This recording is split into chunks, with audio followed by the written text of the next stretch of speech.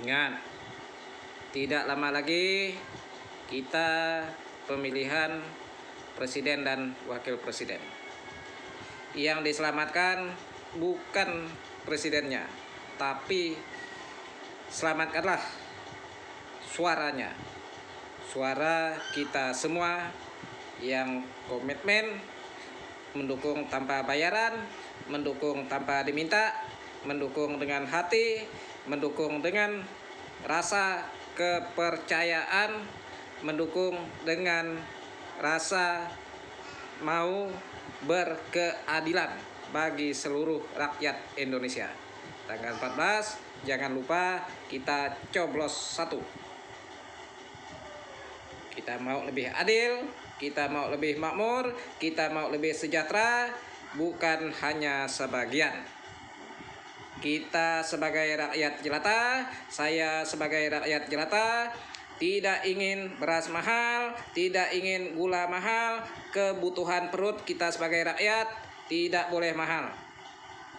Negara tidak boleh bisnis kepada rakyatnya, negara tugasnya memakmurkan rakyatnya, baik pun di bidang pendidikan, di bidang ekonomi, supaya bisa bersaing di negara orang yang negara-negara maju. Kita sebagai warga negara Kesatuan Republik Indonesia tidak ada gunanya saingan dengan diri sama diri. Kita sebagai rakyat saingan dengan harus bisa bersaing dengan rakyat luar negeri. Hebat-hebatnya orang kita kalau negara itu hadir, bisa hebat. Kita bisa berpendidikan lebih tinggi, kita bisa berilmu lebih tinggi. Yang penting negara itu hadir buat anak-anak kita yang ingin ke jenjang yang lebih tinggi, yang ingin terdidik, yang punya manfaat buat masyarakat kita sendiri, dan bisa bersaing dengan orang-orang luar negeri. Saya rasa cukup itu yang saya sampaikan. Jangan lupa, negara harus berubah. Yang bisa merubah negara hanya rakyat dengan berapa menit saja. Coblos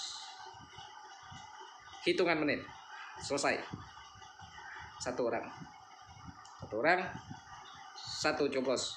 Coblos 1, jutaan orang, coblos 1, ratusan juta orang, coblos 1.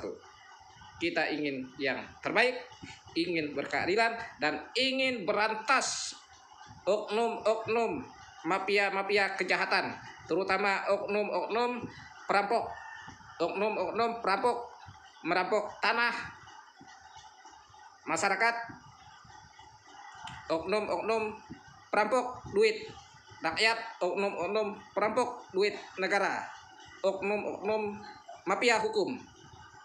Ini harus diberantas. Tidak boleh ada oknum yang merusak nama institusi, nama lembaga tidak boleh dirusak, nama negara tidak boleh dirusak dengan perbuatan oknum manusia itu sendiri. Itu perbuatan pribadi. Ya, perbuatan pribadi tidak boleh kita kaitkan dengan institusi, dengan lembaga, dengan perkantoran, ya. Itu oknum yang ada di situ, oknum. Ya, perkantoran semua mengajarkan yang baik, institusi semuanya mengajarkan yang baik, lembaga-lembaga semuanya mengajarkan yang baik, sekolah-sekolah semua mengajarkan yang baik,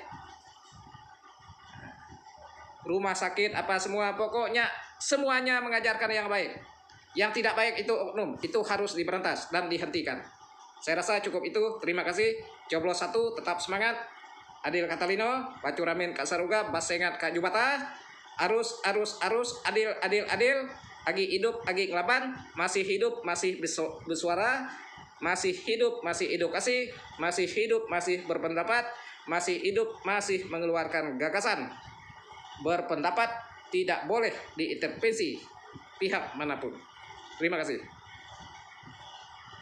Yang diselamatkan itu bukan suaranya Anies, bukan suaranya Muhaimin, tapi suara rakyat yang ingin perubahan. Oke? Karena itu saya mengajak kepada seluruh rakyat Indonesia untuk mari menjadi pengawas luar di TPS. Yuk datangin TPS, jagain sama-sama. Jagain sama-sama. Setelah saya nyoblos jangan pulang. Tunggu sampai penghitungan selesai. Semua saja jagain rame-rame dan rekam rame-rame. Karena ini adalah menyelamatkan suara-suara Anda semua yang ada di TPS itu. Ini bukan menyelamatkan suara salah satu, ini menyelamatkan suara kita semua. Dan jutaan orang yang menitipkan harapan untuk perubahan itu, mereka itu serius. Tapi sekalian, saya di panggung nih kayak begini, di panggung. Celana saya ditarik-tarik. Pak, ibu-ibu nih manggil. Jadi akhirnya saya, karena ditarik-tarik terus, akhirnya saya mendekat. Gimana Bu? Ini tengah-tengah ngomong. Anak saya pinter Pak, anak saya pinter. Jadi Pak, anak saya pinter. Baik Bu, kalau gitu tulis nomor HP Ibu sama namanya. Nanti coba kami hubungi. Lah beliau tulis namanya, di kertas nih, masukkan gini. Saya bawa. Nanti kita hubungi. Udah Bu, nanti ya. Kami perlu beasiswa Pak, biaya sekolah mahal. Oke, dah. Dapat tuh kertas. Mau pulang, nembus masa. Kan biasa ribuan tuh. Nembusnya berat sekali. Begitu sampai di mobil, ibu itu ada lagi di situ. Masya Allah, Bu, kan udah tadi. Dia kemudian gantian ngasih saya kertas selembar gede gini nih. Pakai kerdus. Pak Anies tadi kertas, pakainya kertas, takut hilang. Sekarang saya kasih kerdus biar nggak hilang. Ditulis nomornya pakai spidol tebal. Apa sih dia bilang? Dia sedang memperjuangkan anaknya supaya punya masa depan.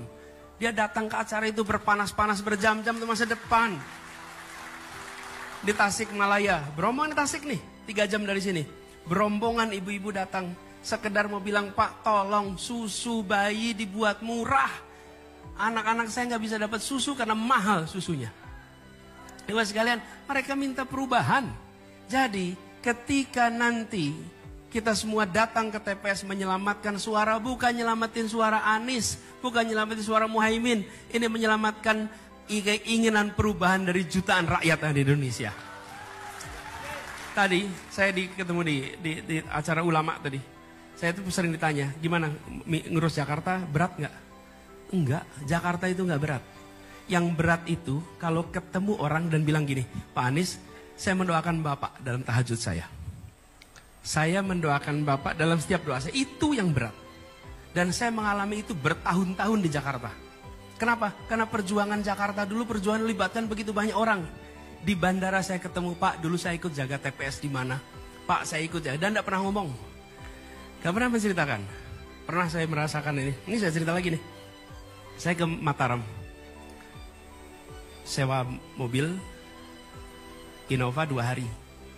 Pas pulang, supirnya bilang, Pak Anies, boleh nggak minta foto? Boleh, ya foto sama-sama. Lalu pas lagi foto, dia bilang, Pak, saya dan teman-teman nyewa bis berangkat ke Jakarta untuk ngawal TPS pada saat pilkada di Jakarta. Oke? Dan Bapak itu tidak bilang ke saya di saat saya baru datang. Bilangnya pas lagi mau pulang, itu yang berat. Saya ke Balikpapan, mampir ke pasar, mau beli rotan tikar. Sampai begitu sampai sana, Pak, kumpul-kumpul semua Pak di sini. Semua ini berangkat Pak, ini berangkat Pak, ini berangkat Pak, ini berangkat Pak ke Jakarta semuanya. Tidak pernah mereka itu bilang kami datang ke Jakarta lalu kembali lagi ke Jakarta bilang Pak Anies, saya minta sesuatu, nggak ada. Dan kemudian ketika saya mau pulang, ini uniknya lagi, Pak jangan pulang buru-buru Pak. Yang beliin tiket kami mau ketemu sekarang di sini.